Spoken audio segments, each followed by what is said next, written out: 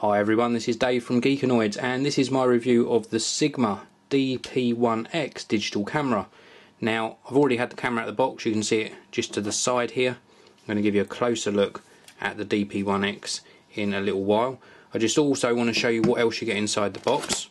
Let's open this up, and inside the box you get a disc for Windows and Mac. It's got Sigma Photo Pro 4.2 on there. We also get a manual, so a nice user manual, details of how to get up and running. We also get, in this section here, would have contained the battery. I have already had the charger out as well, so you do get a multi-voltage charger. I'm in the UK, so 3-pin UK power cable. That's where the battery would have come out of, which is now residing in the camera. A little camera strap. We also get some AV cables. We also get USB cable for getting your content on and off the device. Further down into the packaging you also get a little pouch. Don't often see pouches included with cameras, so it's great that Sigma include that. In this section here, that's where the camera would reside. So let's pop all of that packaging out of the way and give you a closer look at the DP1x. Now this is really sort of marketed as a high-end digital camera. I'll give you a look around the device in a moment, but I just want to cover off some of the features. It's got a large 14 megapixel sensor, so it should deliver good quality in low light situations. The lens, if I just remove this cap and we turn the camera on, wonderful optics on the lens. It's actually a 16.6mm lens, which in terms of equivalent to a 35mm camera is going to be around about the 28mm mark. So a very, very good wide angle lens and fantastic optics as well. Let's just turn that off again and pop the lens cap back on. Now round the back we've got a 2.5-inch TFT screen. I'll show you that in action in a short while as well. 230k dot resolution, so quite a low resolution. On the top here we've got a button here for the pop-up flash, and you just pop it down like so. Quite a nice action to it, so it pops up nice and quick there. We've also got a mount here. If I just take that cover off, so we've got a hot shoe mount, so you can add a flash on the top of the unit. We've got a mode dial here, which we can go into setup mode. We've got manual mode, shutter priority, aperture priority, program mode.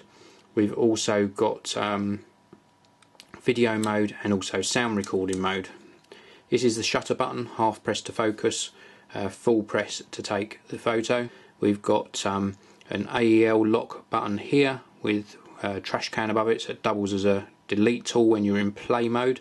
We've also got a quick settings button, so this gets you quickly into settings you want to change all the time. We've got a menu button, zoom in and out when you're previewing photos. We've got 4-way control here, up, down, left and right, as well as an OK button in the middle.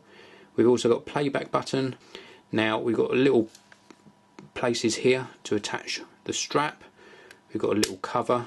Underneath this cover we have got a DC input, USB stroke AV output and input there as well. Cover fits really nicely, nice build quality to that. On the bottom we've got the tripod mount. We've also got the cover here for the battery and then an SD card slot. So fantastic little or fantastic looking camera at least. And now I'm going to switch the camera on, give you a look at the menus and let you know what I actually think about the Sigma DP1x. So let's turn the camera on, and this really will show you one of the things I just don't like about the camera. If I push the power button on, the lens cap doesn't pop off automatically. It gives me a message, remove the lens cap and cycle the power. it annoys me a lot that people don't do sort of these lens caps that are incorporated into the lens, or that at least you can attach by a lanyard and it pops off automatically. This is so sort of tightly fitted on, you have to manually remove it and then power on the camera again. Not a big deal, just didn't like that at all. Now, in that last section of the video I mentioned this button. You please forgive me for forgetting what this was, but this one, you push it and you can control what is displayed on that back screen.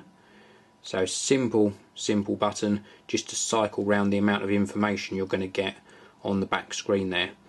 Now I'm going to go into the menu, and this is one of the things that I just hated on the camera. I'm really sorry, Sigma.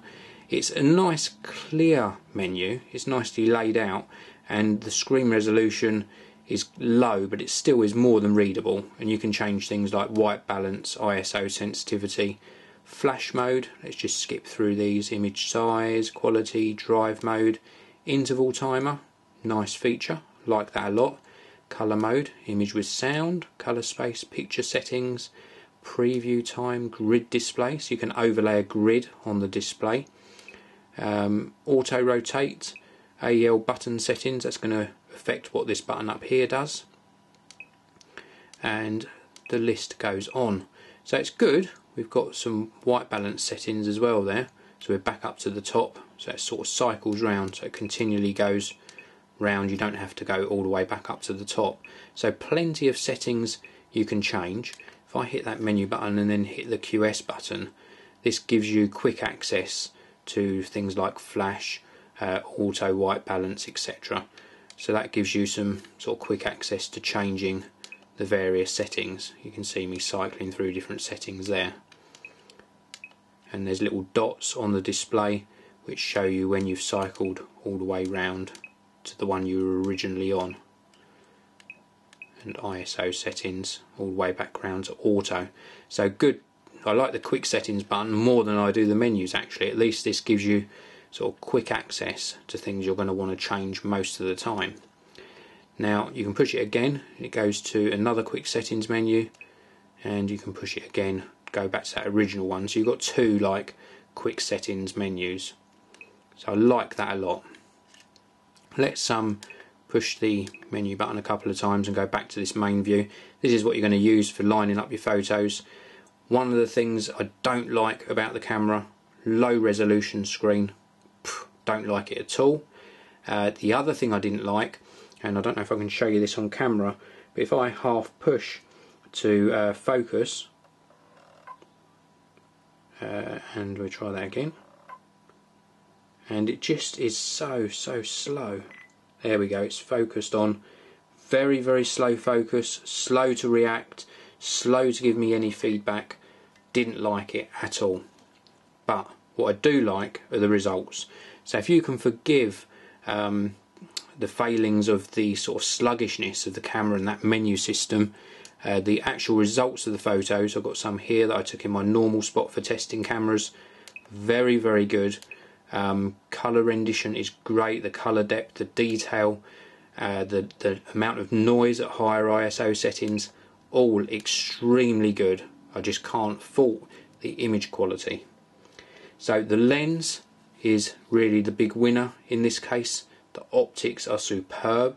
The 14 megapixel sensor obviously also plays a big part in the image quality that this camera actually delivers. I'm going to show you some of the images on your screen as I'm speaking. Just absolutely stunning image quality from this camera. The speed and the clunky user interface and menu, big massive letdown. Forgive those, look at the image quality, and you've got a stunning little camera in the form of the Sigma DP1x. It's going to cost you just under £500 in the UK, $600 in the US. This is the Sigma DP1x 14 megapixel digital camera with 28mm lens. Thank you very much for watching. Please do come back soon and check out more video reviews on the Geekanoids channel. This video review is sponsored by BMI Solutions, the largest reseller of document scanners within the UK, with a price promise guarantee.